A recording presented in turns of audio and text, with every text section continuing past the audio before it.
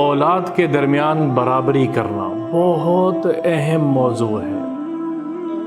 Favouritism کو گھر میں داخل نہ ہونے دینا۔ اکرموا اولادکم، میرے نبی نے فرمایا اپنے بچوں کی تکریم کرو، ان کی عزت کرو، ان سے محبت کرو، ان کا اکرام کرو، بچوں کے آنے پہ کھڑے ہو جاؤ، محبت سے ان کو ملو۔ جس نے میراث کھائی کسی کی، میراث میں غبن کیا ہے، تو رسول اللہ صلی اللہ تعالی علیہ وسلم کیا فرما رہے ہیں؟ کل قیامت کے دن جنت کی میراث میں اس کا کوئی حصہ نہیں ہوگا۔ کہیں انجانے میں میرے سے کوئی غلطی تو نہیں ہو رہی، کہیں انجانے میں کوئی بچہ احساس کمتری کا شکار تو نہیں ہو رہا، انجانے میں مجھ سے کسی بچے کے ساتھ محبت میں اظہار زیادہ تو نہیں ہو رہا۔ محبت کسی ایک بچے کے ساتھ زیادہ ہو سکتی ہے، فطری عمل ہے، لیکن اظہار تو میرے اور آپ کے ہاتھ میں ہے۔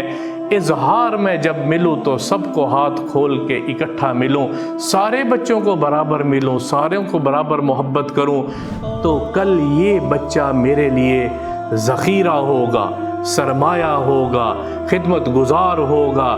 ماں باپ پہلا ظلم اپنے بچوں کے ساتھ خود کرتے ہیں، اپنے گھر سے شروع کرتے ہیں، بچوں میں فرق ڈال کے، صفات کی بنیاد پہ ان کے نام رکھ کے۔ اتعلمون اللہ بدینکم، کیا تم اللہ کو اللہ کا دین سکھانا چاہتے ہو؟ دین وہی ہے جو میرے رب نے آسمانوں سے نازل کیا ہے۔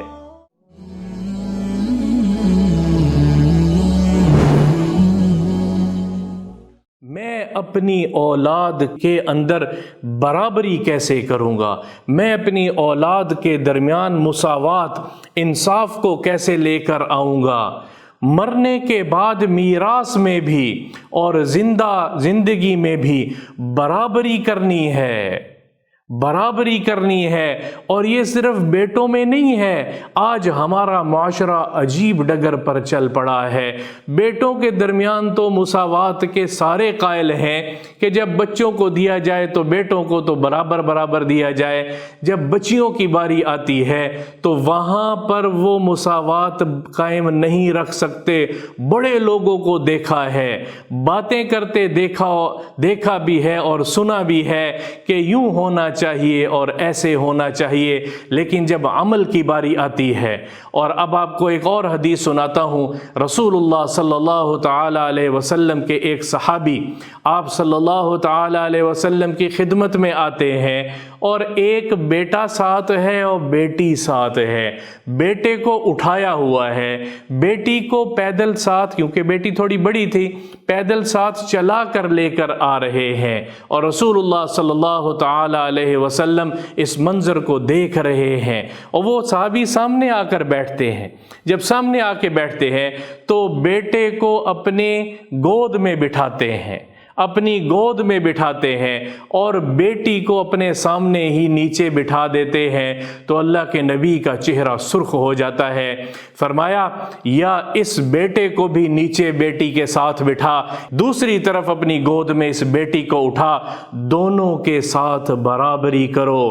اتقوا فی اولادکم واعدلوا، اپنی اولاد کے بارے میں ڈرو اور اپنی اولاد کے اندر برابری کرو، اپنی اولاد کے اندر برابری کرو۔ میں کسی کو اپنی زندگی میں زیادہ دے جاؤں اور کسی کو اپنی زندگی میں کم دے جاؤں، کس بنیاد پہ؟ میرے اللہ نے منع فرمایا ہے، میرے نبی پاک صلی اللہ تعالی علیہ وسلم نے منع فرمایا ہے، بچوں کے درمیان بھی اور بچے اور بچیوں کے درمیان بھی۔ دونوں میرا خون ہے، دونوں آپ کا خون ہے، بچی بھی اسی ماں نے جنی ہے اور بچہ بھی اسی ماں نے جنا ہے۔ یہ کیوں فرق کیا جاتا ہے معاشرے میں؟ یہ کیوں معاشرے میں فرق کیا جاتا ہے؟ یہ بچہ ہے، اس سے محبت زیادہ کرنی ہے کیونکہ یہ میرا وارث ہے، اور یہ بچی ہے کیونکہ یہ میری، میں اب آج کل دنیا کی نظر سے بات کر رہا ہوں، دنیا کی سوچ کے مطابق، کیونکہ یہ میری وارث نہیں ہے، اس نے تو کسی اور گھر پہ چلے جانا ہے، میں اس کے ساتھ چلو کوئی نہیں تھوڑا گزارا ہو جائے گا، میری نسل تو آگے بچے سے چلنی ہے۔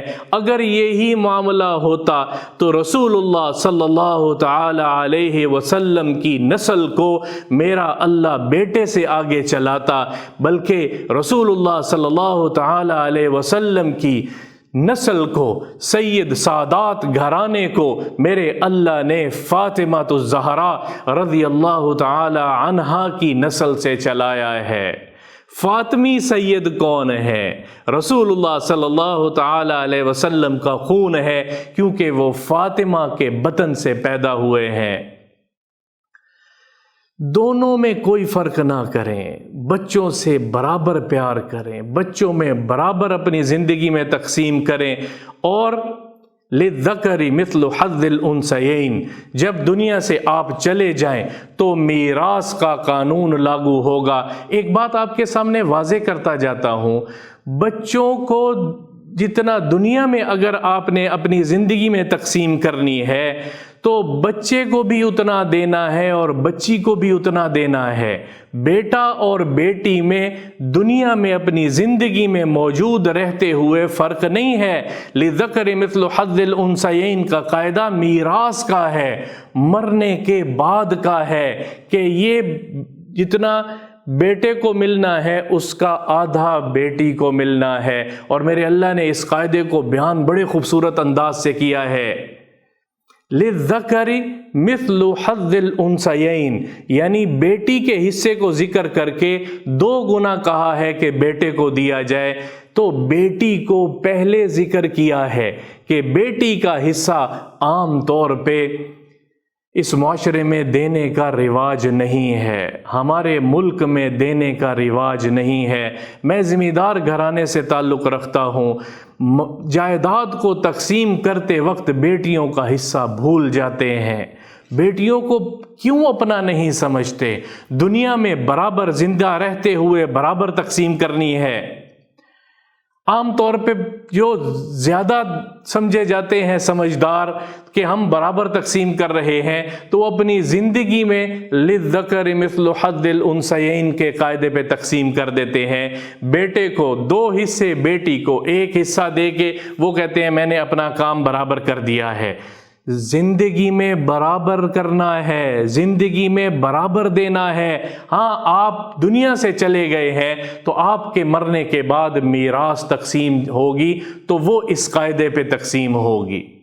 بعض لوگ اور زیادہ سمجھداری کا کام کرتے ہیں کہ وہ اپنی زندگی میں موجود رہتے ہوئے ادھر سے مسئلہ پوچھ لیا، ادھر سے مسئلہ پوچھ لیا، اور وہ اپنی جائیداد کا زیادہ بیشتر حصہ اپنی زندگی میں اولاد میں تقسیم، بیٹوں میں تقسیم کر دیتے ہیں، اور کچھ تھوڑا ایک حصہ رکھ دیتے ہیں کہ اس کو لِلذَّكَرِ مِثْلُ حَظِّ الْأُنثَيَيْنِ کے قاعدے کے مطابق بعد میں تقسیم کر دیا جائے۔ کیا اللہ کو غافل سمجھتے ہیں ہم لوگ؟ اَتُعَلِّمُونَ اللَّهَ بِدِينِكُمْ، کیا تم اللہ کو اللہ کا دین سکھانا چاہتے ہو؟ دین وہی ہے جو میرے رب نے آسمانوں سے نازل کیا ہے۔ نہ فرق کریں، مجھے کیا فرق پڑتا ہے جب میں زمین کے نیچے مٹی کی تہ میں چلا جاؤں گا کہ میری جائیداد کے ساتھ بعد میں کیا ہو رہا ہے، کو بچے کھا رہے ہیں یا بچیاں لے رہی ہیں، مجھے کیا فرق پڑتا ہے؟ میں تو اللہ کے قانون کو سامنے رکھتے ہوئے اللہ پر چھوڑ کر تقسیم کر دوں، اللہ کو سامنے رکھتے ہوئے رسول اللہ صلی اللہ تعالی علیہ وسلم نے جو قاعدے بتائے ہیں اس پہ فیصلہ کرتے ہوئے فیصلہ کر جاؤں۔ دنیا بھی میری ہے اور آخرت بھی میری ہے۔